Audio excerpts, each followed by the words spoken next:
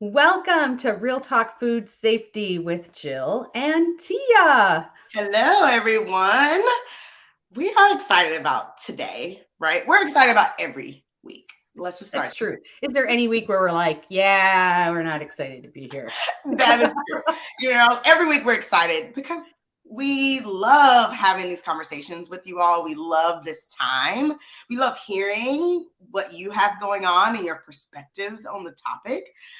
So, we love to see that. And we honestly, we just love talking about food safety and technical leadership. And that's really what we have a passion about. Right. And here's the other part, right? Whether even you and I are having these conversations, even offline. And so what we love doing is bringing them online because this is the real talk part.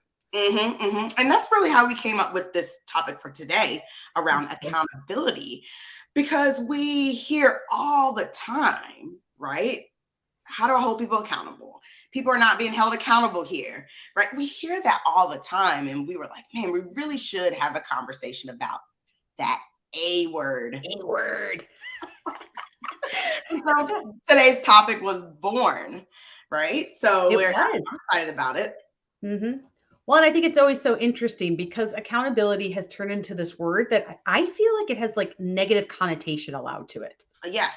Like attached to it. I mean, like it's like we're going to hold them accountable. They need to be accountable. Like no one's, it's, yeah. But really accountable is meant to be like, I'm accountable. Yeah. I have agency. And so that's why I like that we're going to talk about it today to see like what are some different aspects of accountability and like how does it look? Yeah. What are some new ways we can even think about it? Yeah, exactly. So I know you are excited about the topic out there listening to us. Yeah, who's out there? Yeah, who is out there? Who's listening to us, and where are you watching from? So please put in a comment, hello, a wave emoji, and where you're listening from. Yeah, and if you're joining us on the replay, hello to you. Yes. And thank you for joining us too, because I love when I like navigate out to like all of these you can reach from our blog. So if you miss one, go out to our blog and you're going to see that you can access them and they take you out to the YouTube. So it's really easy to find them. But I love when I go out there, people send comments and it's like, awesome. Yes. That's what we're here to do. We're here to help continue the conversation, not just this hour, but even after this hour. Absolutely. So engage with us. Put an emoji, add your comments, add your questions, because we do incorporate them into the show and maybe even afterwards, right? Absolutely. So if you are new to Real Talk Food Safety, hello, I'm Tia. This is Jill. And this is what we love to do. We love talking about technical leadership. And that's what we do at Catalyst. Catalyst was founded on this whole concept that as technical leaders, we need something different. Right? Leadership programs, we've all been through it, right? Whether it's a half day, full week, right? We go through the leadership principles, and a lot of us are thinking, how does this really apply to me? How do I really use this to shape the culture that I want to see? And we found that, there's not many leadership development out there that really focus on what we need as technical leaders. And so at Catalyst, we do that, right? Yeah. Wasn't it awesome last week? So we're in the middle of one of our boot camp cohorts right now. And last week, somebody even shared, they're like, I'm actually in 2 leadership programs, but like when I come here, this is like, I feel like I belong here. Like you are my people. Yes. That is the difference, because what we do is like, it's related to our actual roles, our technical roles, our influencing, our supporting. It's not the pie in the sky concept of like accountability. We're going to talk about accountability today and how it relates to running, supporting, managing, leading in technical spaces and food. Absolutely. And that's important, right? Because we've been there. You've been there where you've sat through it and you thought, how does this relate to me? Great things, right? It's things like, oh, I love that. And then you get out, or maybe even in the training, I'm thinking, well, I can't do that because I lead through influence, right? Or I can't hold people accountable in this way because technically they're not my team, right? Mm-hmm. So how do I do that? Being in food safety and quality, or even, when I was leading maintenance, right? Like, how do I do that? When again, I'm that support function for the organization. Yeah, it is very interesting. And I think part of why we thought this would be a great topic and why we love it is because, it's kind of that old school mentality with leadership. Like, we're going to hold people accountable. We can control them. We can tell them what to do. Mm-hmm. And, we'd love to all say we don't see that anymore. But I think we all know there are remnants, even if it's not overt, because for so long we've been told that's how managers work, Yeah. that we still see these elements that kind of filter through that tell us there's still some of that really kind of exists, or some systems or processes or interactions have kind of been built around this. Yeah. Yeah. And But we that's not the way to getting people involved from that no, old school mentality. So we want to talk about the new way, right? right, absolutely. Because we know the old school, it doesn't work.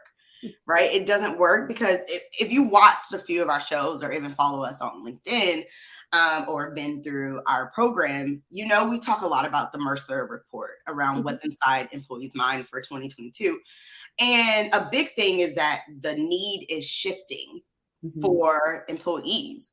And that's why the old school, I'm just going to tell you what to do and you're going to go and do it, doesn't work, because those needs actually are shifting. Yeah. Who's felt that? Raise your Raise hand, your drop it in the hand. chat. Love to know. Right, exactly. So yeah, I mean, you're absolutely right, Jill. There's a different way of doing it that is actually proven to show that it creates a culture of accountability. Yeah. And I think that's the thing. It's this culture of like, we can all be responsible. Like, we have trust and safe spaces, and our team, like, actually supports each other as a team, not just people who tend to work together. Hmm. Yeah. And that builds an entirely different feeling and Hmm. sense and energy around what accountability and responsibility look like. Hmm. That's because it's all intrinsic versus Mhm. extrinsic. When you think about, I'm going to tell them what to do and they're going to go do it because I'm the boss, right? Like, that's motivation externally, Mhm. right? And people might be compliant, but they might not be committed to what Yeah. you need. And so you really don't see a shift in culture. Or all you need is for that leader to leave, right? And then everything crumbles. Or someone on the team leaves and everything crumbles. When you are really thinking about that internal motivation, then you really get that commitment from the full team. And even if someone gets promoted up, right? Or someone leaves the organization because they found a better opportunity or they retire, your culture is still intact, because Mhm. the people that are there, it's all internal motivation or inspiration. We like to say inspiration, Yeah. right? And they're committed to the cause. Yeah. They're actually champions of the cause. And it's like this the personal motivation. I think, well, your own inspiration, because I think when I hear accountable, like you have to hold them accountable, to me, it is really latched with judgment, Mm-hmm, mm-hmm. right? It's Yeah. already like if I say, well, I'm going to hold Tia accountable. Well, I've already made a judgment about something that I maybe haven't even asked about. Yeah. Right? So it might be like, wow, you showed up late for our meeting. I'm going to hold you accountable. Well, I have no clue what's going on. Like what happened ahead of time. Mm-hmm. Or you miss a deadline. I miss a deadline. Or, I've seen this even like with blaming others, or when you're Mm-hmm. holding back and not having open conversations. We have Yeah. this, we want to hold people accountable to do things different, but that tends to start with kind of with judgment versus curiosity. Yes, yes. And that's really that shift in conversations, right? From judgment, from blame to curiosity. Yeah, and our article about changing conversations just came out in QA magazine. So if you are listening and you haven't seen it yet, head on over there, because we talk all about our words and our conversations are what change food safety culture. Mm-hmm, And mm-hmm. that starts with all of us. It does. It does. So you even called out some of the signs, right? So when you think Mhm. about, like, do my organization have an accountability problem, or a problem around, really, I like to think about ownership or responsibility, really that people own their responsibility and that they follow up on those responsibilities. That you kind of called out, showing up late to meetings or missing deadlines or not completing work, blaming others. This is one that I don't think people talk about a lot, but holding back and not having open, honest conversations, right? Like if everyone's around, it's sort of like just being nice, but not really being open and honest, right? Or maybe you avoid conversations because, you don't feel like you can be open and honest or don't want to be open and honest. That's a sign. That's a sign that you're really missing this culture of responsibility, this culture of accountability. Yeah. And leading with curiosity. Yeah. Yeah. Yeah. And all of those things kind of wind into like, just then systems don't work. Teams don't work. Yeah. Yep. And so I think the biggest question we get is like, well, how do you actually culture this new approach, these new perspectives when it comes to responsibility and accountability? Yeah. And you hit the very first one, right? You already kind of said it starts with you. It starts with the person that you see when you look in the mirror. And it starts with you all the time in all situations. Yes. And believe me, there are times where I'm like, that's not me. That's them. That's not me. Right. But clearly it was me. And I'm going to even say, right, in food safety and quality, we always talk about the heavy load. Yeah. And that can really, like, I remember being in a role where I just felt burnt out. Yeah. And I felt unsupported. And I did notice I lapsed into the blame game. Right. I'm like, well, they won't let this happen and they won't let this move forward. And it was all that was like the downward spiral. Yeah. Yeah. And I really needed to stop and be like, whoa, victim. I'm playing victim. Yeah. Instead of taking agency in my future. Yeah, which is true. I like to think about it in terms of like, leading by example or holding ourselves accountable, because you're 100% right. We cannot control the actions of others. No. Period. We can control our own. And so even when we're thinking about, what would I do if I'm in that situation, right? Where think about a time where you missed a deadline. Right. And we always look at ourselves, well, oh man, I had so much to do. And like, I have a reason for that. I have a reason for that. Well, what if that person has the same reason? Right? What if they didn't understand the assignment, or something new got put on their plate and now they don't have time to do the thing that they said that they would do by Friday? What if, right? And that's that curiosity, right? Being curious about what things came up for them. Just like things came up for you. And then what did you do when you missed a deadline, right? How did you hold yourself accountable? Did you go and speak to the person and talk to them about it and say, I'm sorry that I missed the deadline? Or did you say, man, I missed that deadline, but I'm not going to say anything about it? Right. Hopefully they don't notice. Right. Exactly. Hopefully they're so busy they don't notice. I've been there. Right. You're right. I've been there on both sides. But when you think about accountability, think about how you've held yourself accountable and what are some things that come up for you around that. Yeah. And I think even with that, it's the ownership of those things. So for example, I think the classic one is, I'm going to miss this deadline. But do I own that I need to communicate that ahead of time? And then can I make a commitment that I can own to actually get it done? Yes. Yeah. I think those parts come up because, if you miss a deadline, you're like, oh, well, I told them ahead of time, but then you like have to push it out and push it out and push it out. I think there is, that part of that responsibility comes with us to be like, do I really need to get this done? Right. Is this important to me, to others, to the business? Yeah. And sometimes those are the reasons things get pushed out, but you have to be able to step into that ownership of like really evaluating what's happening as well, not just, well, I told people I'd be late. Right. Exactly. And it's important for you to first start with yourself in those situations, because if you're trying to hold people accountable for making deadlines and you hate it when people continue to move the ball down the road, If you Mhm. examine yourself first, you put yourself in those shoes. And then you Mhm. say, okay, which is our second one, setting clear expectations and priorities. If you set a quote unquote clear expectation and priorities that even yourself cannot meet, right? Then we're already down the path of this is not sustainable. Yeah. Well, and I think those two things kind of go hand in hand as well, because that's if I have clear expectation and priorities and I have ownership, can I consider what other ways I can approach the situation? Mm-hmm. Because I think a lot of times what I see is very common is like, well, I'm going to work on it now and then we're going to have a meeting next week and we're going to work on it, each week for the next gazillion weeks. True. But in reality, and maybe that works for some things and maybe that's the approach. But I also think it's the ownership of going, if I only work on it for an hour a week, like I can't shift gears that fast to do any meaningful work. I can't personally. So I need to do things like more like Kaizen events. Like I'm going to Mm-hmm. work on it for 2, 3, 4 hours. I'm going to get it all done and be all done and be focused Right. and Yeah. then move to the next thing.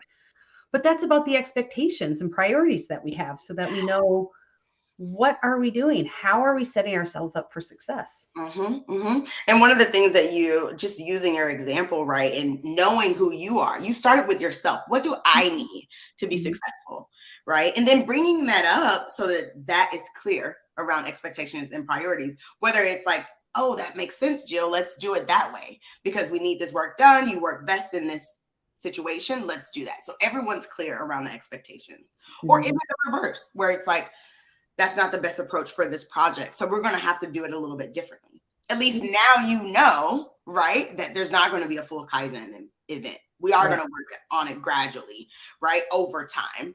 Mhm. But that expectation is there.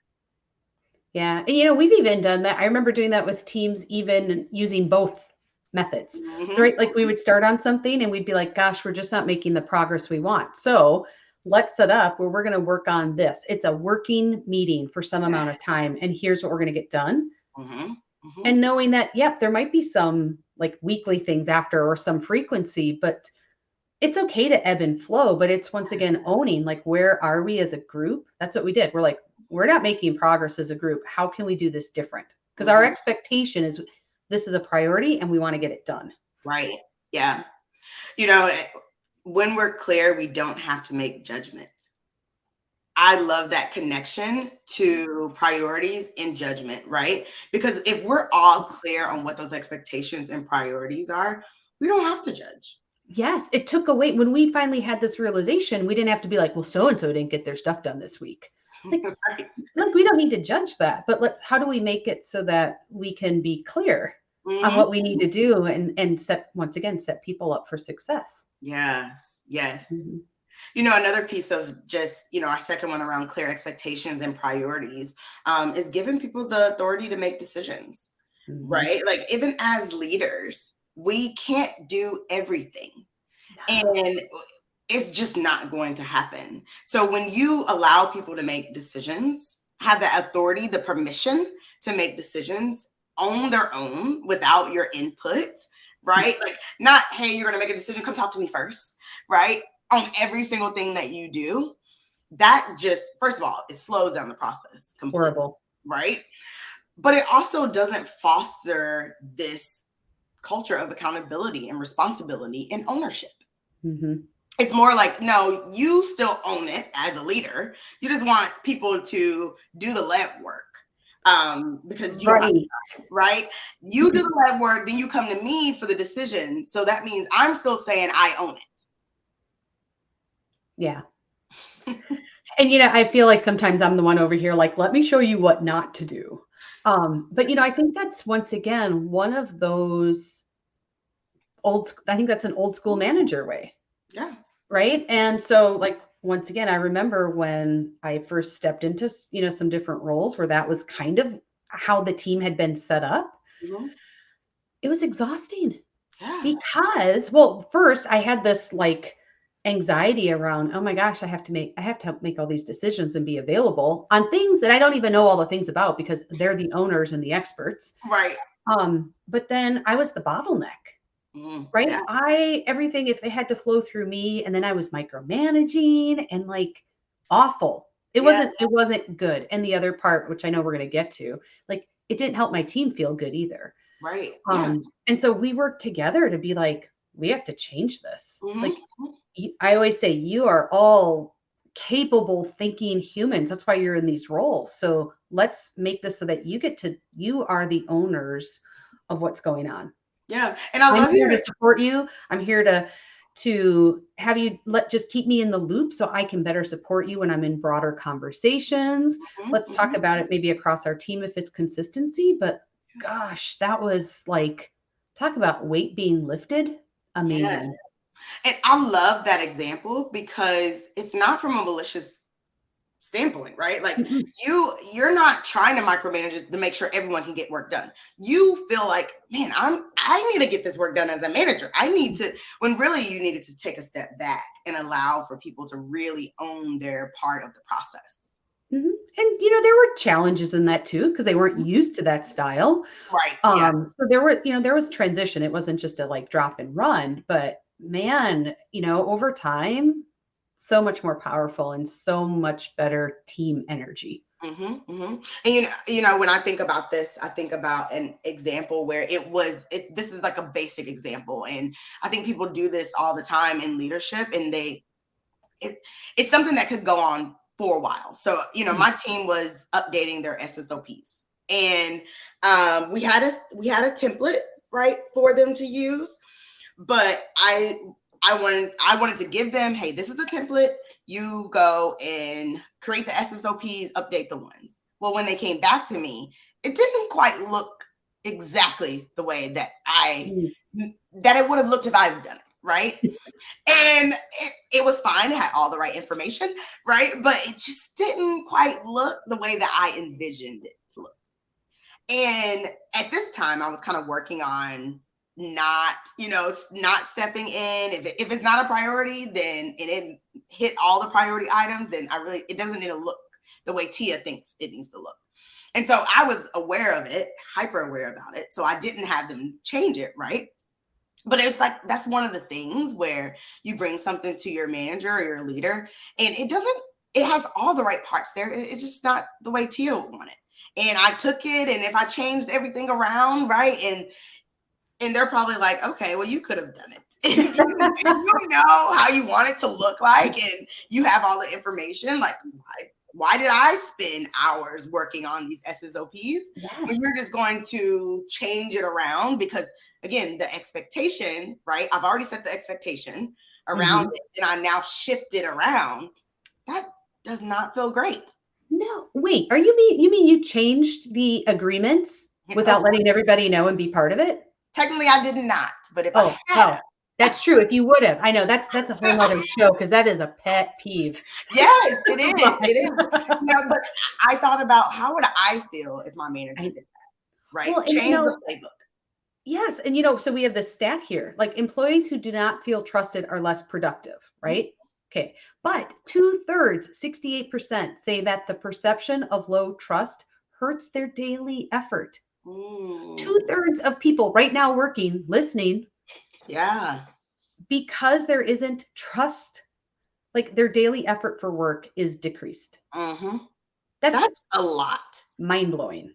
It really is. 2/3. Think about if you are a manager of people, or even if you indirectly manage a team, like think about a project team, right? Like 2/3 of your people are not motivated to keep Hmm. going because of that lack of trust, right? Yeah. That's a lot. And there's ways to help, Hmm right? So I think when we talk about, that like kind of letting go and letting people be responsible, it's a transition. And so, for example, like with our team, we did things like, you know, we were used to a cadence of maybe like a once a week meeting where we weren't really productive. We changed so that we had a 10-minute daily huddle. hmm So we did something where we could shift to communicate what we are working on, clarify any expectations, and then really be visible for each other. hmm So that hmm way we could collectively see where we were going and people could still be responsible for what they were doing. Yeah. I love that. We used to do that as well. We called them daily direction setting meetings. And it was just really around exactly what you're saying. What are our top priorities? What did we do well yesterday? What are we doing today? Where are we in the process, right? And it's extremely helpful because you continue to set those clear expectations. Mm-hmm. And I think even in this, as we evolve and right, there's differences in how we've shifted with some virtual work or hybrid work. And there was a recent article that had come out that said 36% of the respondents to the survey said it's difficult for them to know what each team member is working on, as well as when they're working. Wow. And here's the thing, it's not about micromanaging, but it's about those expectations. Yes. And understanding priorities. And so that's part of this. How do you communicate so that people can take on and be fully responsible for the parts that they need to own? Absolutely. Tim, you're absolutely right. Frequent communication, setting expectations, and assigning responsibility. Having that cadence, right? And maybe it doesn't need to be daily, depending on your team. Yeah. But what frequency are you resetting those expectations, talking about? Because we know sometimes you have to pivot. If you've been through our boot camp, we talk about priorities and expectations. And a piece of that is around, when do you pivot? And we know pivots are coming. If you are having that frequent communication, you are able to pivot quicker, right? And everyone will know what you're working on. How are we pivoting? What are the new expectations? Yeah. I could talk about the huddle all the time, because the one thing that was a little bit unique is we weren't all in the same facility. So it was a virtual huddle. So at first, right, people were like, oh, I don't know how we're going to do that. Yeah. Oh my gosh, that's so much. But clearly they were doing it with their own teams and other teams in the facility. So it's one of the things that I love the best, because we're all like, I don't know if this is going to work. And then when we did the first trial, we kept going. And we had thought some point, like, if we don't like it after like 2 weeks or 4 weeks, then we'll discontinue. But we kept doing it, still did it for years. For years, right? To help with communication and expectations and knowing what we're all doing and building relationships. Wow. So we could all be more responsible as a team and consistent. I love it that you brought up that in the beginning, people are like, no. And that's when I rolled out daily direction setting for my sanitation team. Operations, we're already doing it. I was already a part of that. I rolled it out to my sanitation team, and it was like, no, are we really going to have to do it? What are we going to talk about? Once I rolled it out, let's just try it. Let's just try it for a few weeks. If it doesn't work for us, it's not for us. Right. And even when there came a time where I had to step outside of the daily direction setting meeting for sanitation, that team continued to do that every single day, meet every single day to have a conversation around it. And I mean, from the, it's not for us, it doesn't work, how are we going to make it work, to literally continuing to do that huddle, right? It's amazing to see. And I think that really flows into our third one of being consistent. Yeah. Consistently showing up, right? Yes. If we want people to be, to take on the agency, to be responsible, and we think about that accountability, we have to be consistent in what we're doing. You have to. And I think when people think about consistency, they're really thinking about like positive and negative consequences. Like, how do I consistently give out the consequences? And that's a piece of it. So, even starting there, let's start there, because that one's easier for people to wrap their mind around, where it's like, if you outline what the expectations are, and if you don't do it, this happens. If you do it, this happens, right? Are you consistent with that reward? Are you consistent with what happens if you don't do it? And that's even for yourself, right? Like, if you miss a deadline, and let's say if you miss a deadline, you have to talk about it at the team meeting the next week on where are you? This is when the deadline was, this is the new deadline, and what are you going to do to prioritize it over the next week or whatever? If that's what needs to happen, and you as a leader, right, miss a deadline and don't even bring it up in your team meeting, people see that, right? They see that that's not being consistent around the expectations you put around consequences. Yeah. And hopefully some of the consequences are things that you co-created with your team, Right. right? Mm-hmm. So collectively, we agree that when this happens, here's what we're going to do or what we want that individual to do. Right. Exactly. And I can say the same thing for praise and Mhm. rewards, right? If you made your goals and the agreed upon reward is pizza party or a bonus or feeling that reward, right? If that doesn't happen, oh, I know we've worked so hard for your goals and we made them, but the outcome is not what we actually agreed upon. I think it goes back to the stat you just gave, right? Like, how hard are you going to work to meet those goals in the future? Right. Probably not that hard, right? Mhm. Because that consistency is not there. Because I might get my reward this year, I might not. Yeah, and that goes back to that whole thing that I talked about, like agreements that change without everybody being like part of the new set of agreements. Mm-hmm, But mm-hmm. that's probably a whole nother show. That is so true. Yeah. That's true. But I think that, right, that consistency, we see that not just at work, but right, even, I use my kids as examples a lot, or I can use my dog as an example, right? Like we as humans, we have routines. As animals, they have routines. That consistency is what helps us know, oh, this is what I do next. This is what I do. This is how I show, I'm being accountable for whatever that is. Yeah. That can help us. And that's why consistency at work and as a leader for our teams is really important. Mm-hmm, mm-hmm. It's actually one of the most important factors on creating a culture of accountability. This is Mhm. something I read on entrepreneur.com where, this consistency is really that key. And it's not just consistency over a week or over a month. It's really consistency over time. And that time, how much time is really dependent on your current culture. Mm. If your culture is poor, you have a lot to improve, right? Then you might need to do this for years, right, in order to get to where you want to be. If it's just a slight change that you need to show consistency in, then maybe it's for the next 6 months where you need to show that consistency before it sticks. Yeah. Right. Even in your example of the huddle, you said, well, let's try it over the next 4 weeks. That's what's needed for your group so that you can continue this for years. If you had said, let's try it over the next week, people probably would have said, yeah, let's not. Right. Let's break away from it. Right. You have to keep that consistency going. You do. And I think it comes through different areas as well. So, I often share that when I was at one company where we had multiple facilities, they really originally worked very autonomous. Mm-hmm. So within their facility, they had, their own little microcultures. I shouldn't say own little, but they had microcultures. They were what they were. Yeah. But it didn't always translate to have consistency. And as an organization, corporately, our goal was how do we help drive more consistency and support? So, one of the ways that we looked at this was, for example, and I'll use the easy one, sanitation failure. Plant A did it one way, plant B did it a different way, plant C did it a different way. So when people would even move roles across facilities, they're like, whoa, why is this different? Right. Yeah.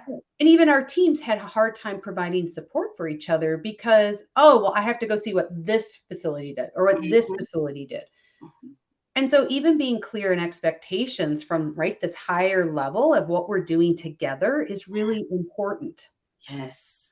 And it's not just for sanitation failures. It's even for, right, like as we lead people, are we consistent on how we're developing team members? Right. Are we consistent on how we're maybe taking corrective action with team members? Mm-hmm.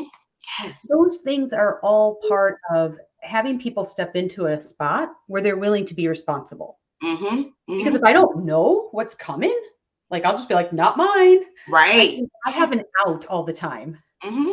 That's true. And I'm just going to kind of throw this out here because at Catalyst, this is what we do, right? Like this is like the top of what we do to get everyone on the same page when we're talking about culture change. And that's different across, companies.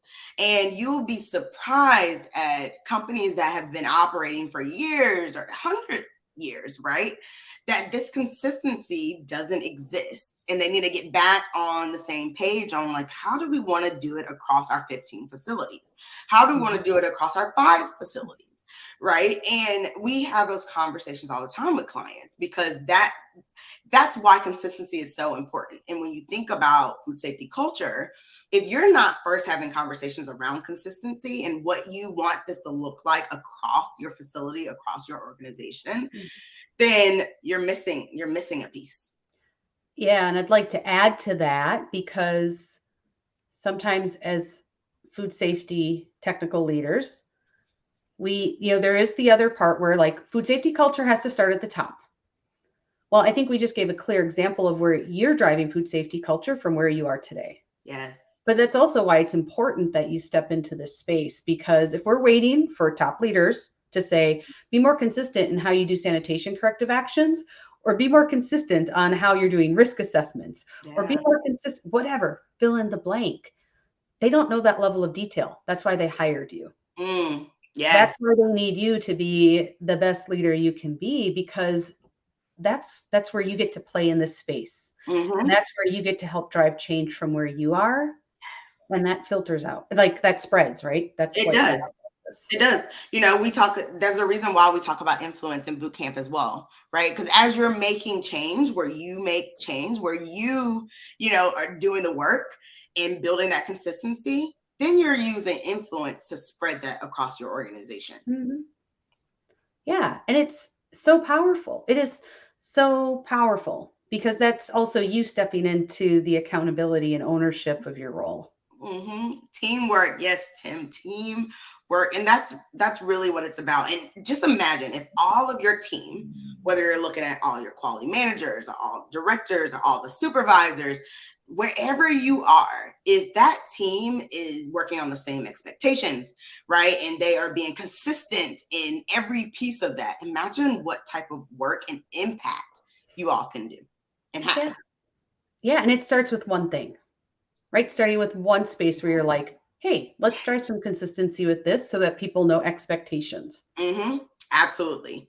And as you do that, I think one of the side benefits is because you're hopefully, right, being inclusive and leading with curiosity, you're creating a safer space for people to join in. Absolutely. Absolutely. Which is so important. And as we think about like your team, right? You working within a team, you having that teamwork, right? That moves to our second one of making sure that there's rules of engagement for your team. Right, which I think is a big thing, because we have to know how we're going to work together. Yeah, because even if we know expectations, if we don't know like how that all translates through to how we're working, or gosh, Tia, what if I am missing the deadline, the due date for Friday? What am I supposed to do? Like, what are kind of our rules, our norm of working together that I should be doing? And this must be intentional. You must intentionally set these rules of engagement. And sometimes it's like, oh, this is what we do. This is the norm. But it just kind of happens, right? The team sort of happens. But in reality, like if you're not talking about it and really being clear on it, right? We keep bringing up being clear, right? Being clear about expectations, being clear about those rules of engagement, then first of all, it's easy to get outside of them, right? Because it's really not set. But like you said, if you have something to do on Friday and you know that you're not going to meet the deadline, you have no idea what to do, right?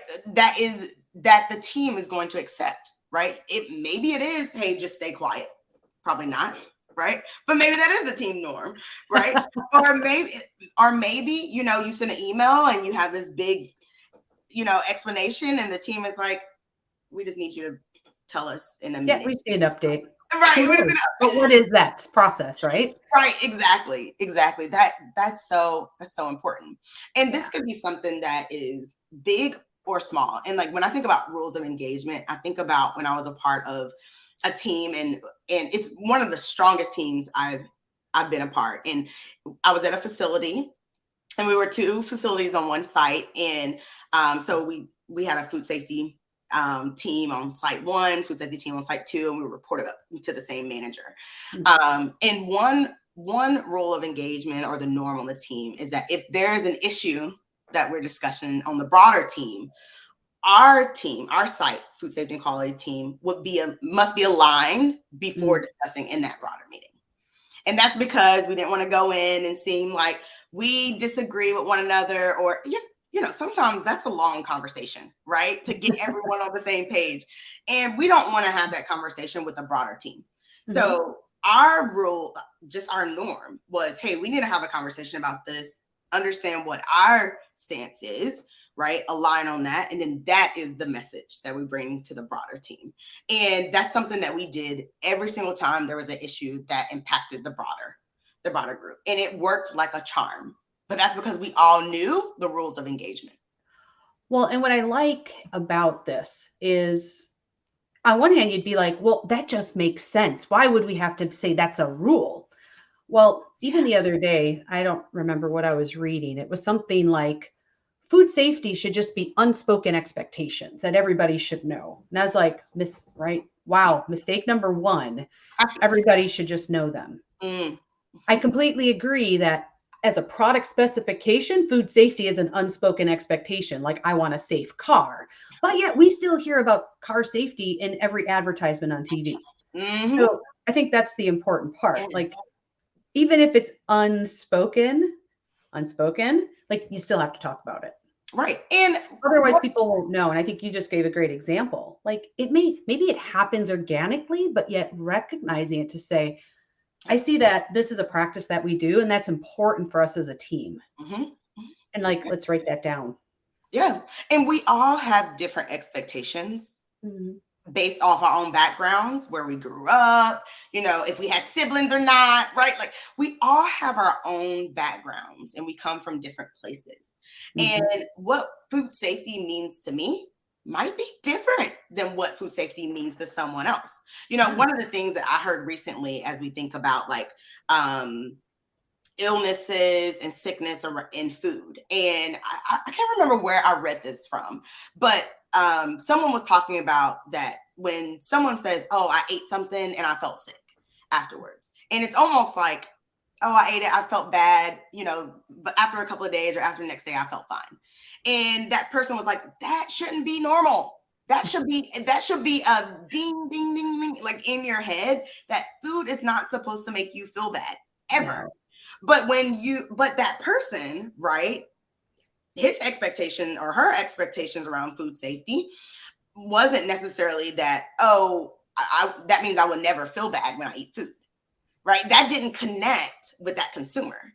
Right. So we needed to, like, if we don't talk about it, we don't know if we're on the same page. And if we're not on the same page, then it's hard to step into that, the agency to say, gosh, this is what we do here. This is how I play a part.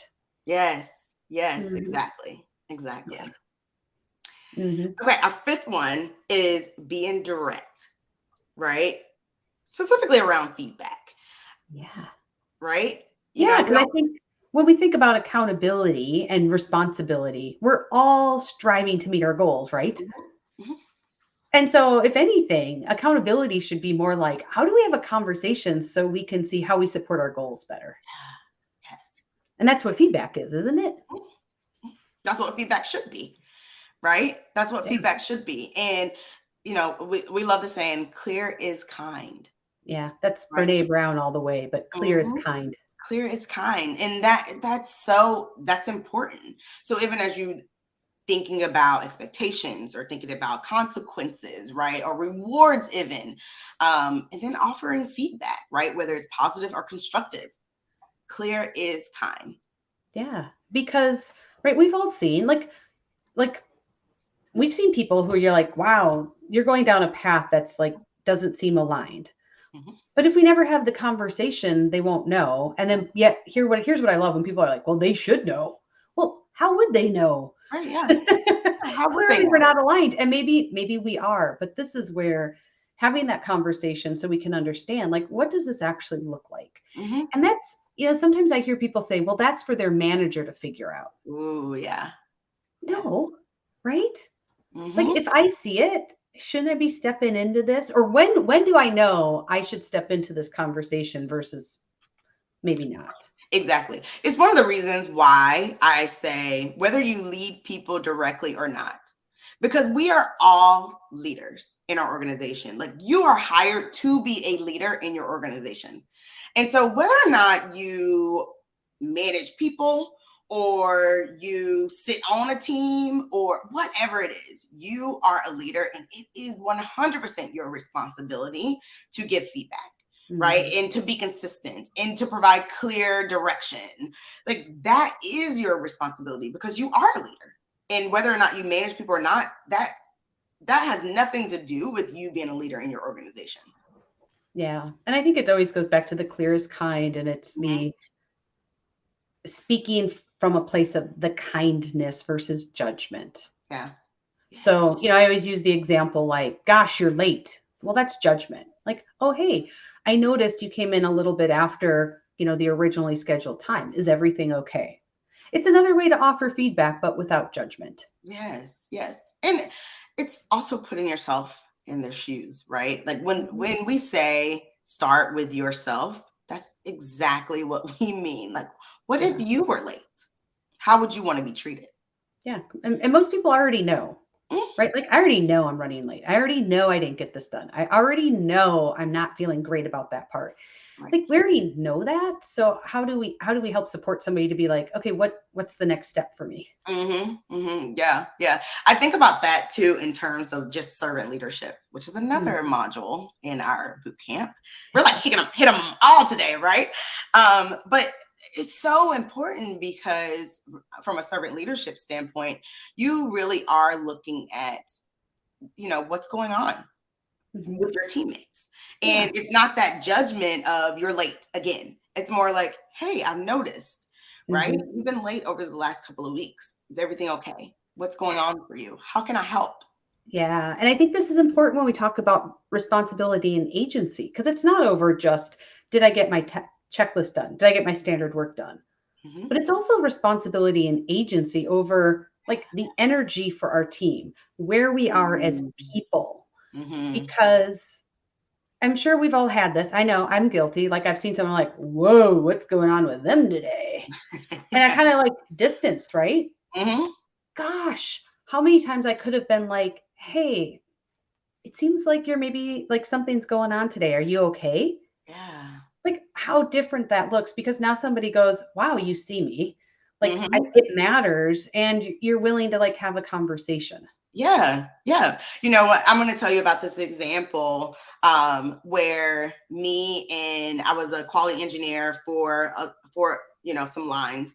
And I was talking with my operations sort of, I don't know, manager really. And I'm like titles, right? But he basically was the operation manager for the department. And he was a little huffy that day, right? Like, something was off in the dynamic. And, I remember talking to him afterwards, like, what was that? Right? Like, what's going on? And it turned out that he was really upset about the way another quality engineer responded to another issue. And so the issue we were talking about, he automatically assumed I was going to reply the same way. Right. And so I would have never known that if I hadn't said, hey, what was that? What is going on? Like, why did you respond that way? And then now I have the opportunity to talk about that.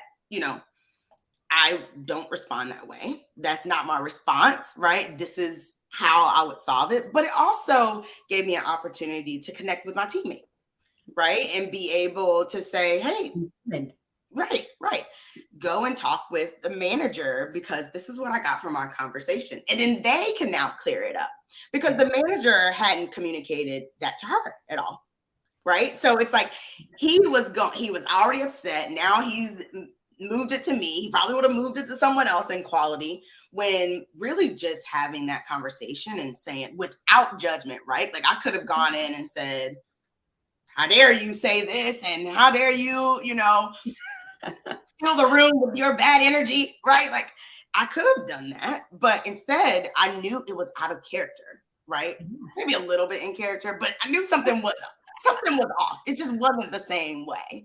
And being able to be direct, being clear, asking and being curious, right? On like what's going on with that person, showing that compassion completely changed the conversation. And what he was upset with the other quality engineer got fixed immediately.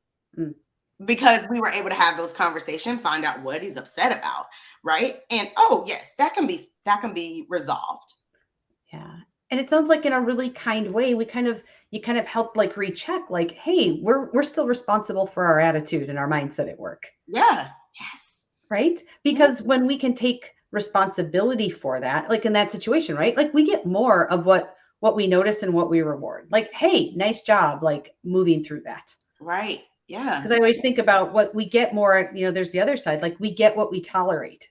So if Yeah. we tolerate people like not taking responsibility for their work, for their energy, for how they're interacting, like you're going to get more of it. And so if you can approach them with kindness and curiosity, like that changes how you move forward. Yeah. And you know what? I held him accountable in that moment. Right? I did. I didn't say, hey, like you must do this, Like, or you totally didn't do this right. Exactly, right? I did not do that, but I did hold him accountable. Yeah. See my finger pointing, blame. Exactly. you, right?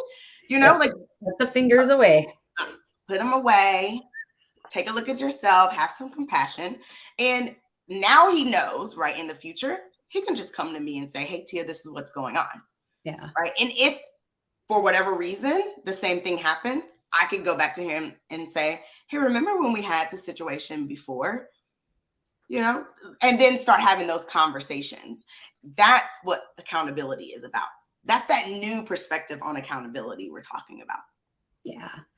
Yeah. And I think that's such a great space for growth and development.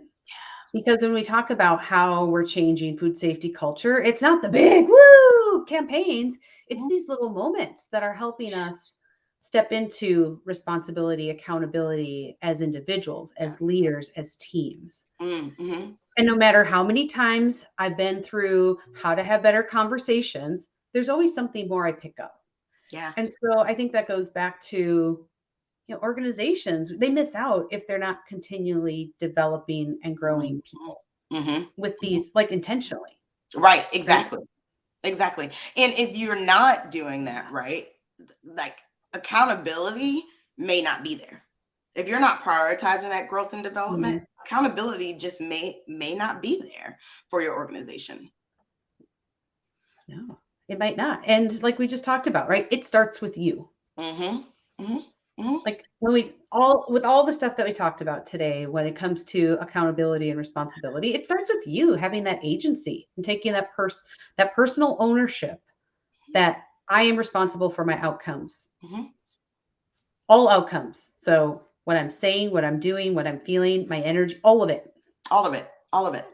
And you really do have the ability to own it. Yeah. Right? It doesn't mean it's perfect every time. Right. That's okay. Who here is perfect? Nobody. So it's a learning process. Yeah, continuous improvement in its finest.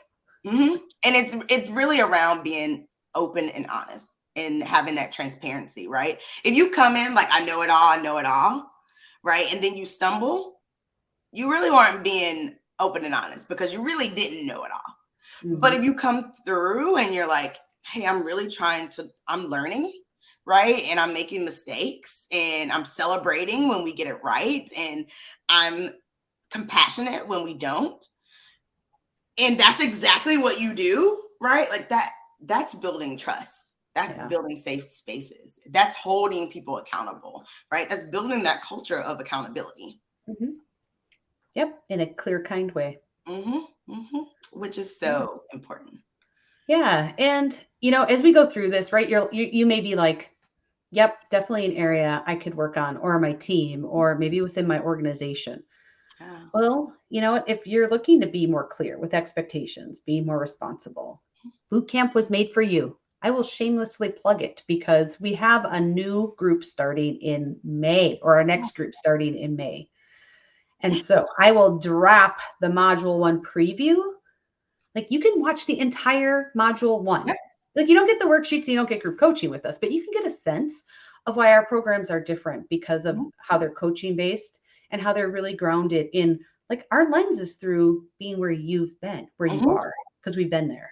Absolutely. And we've already brought up a few modules that fit right into building this culture of accountability. Mhm. Right? 'Cause this is really the first step on food safety culture, right? And we talked a little bit about it with consistency and expectations, right? And servant leadership and influence. Like, this is really the foundation when you think about a culture of accountability and Yes. ownership and responsibility.